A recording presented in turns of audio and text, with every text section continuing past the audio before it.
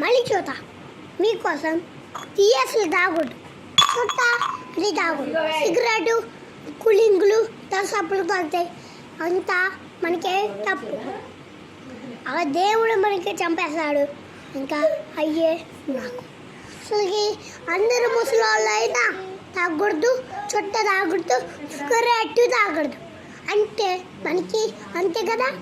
అందుకో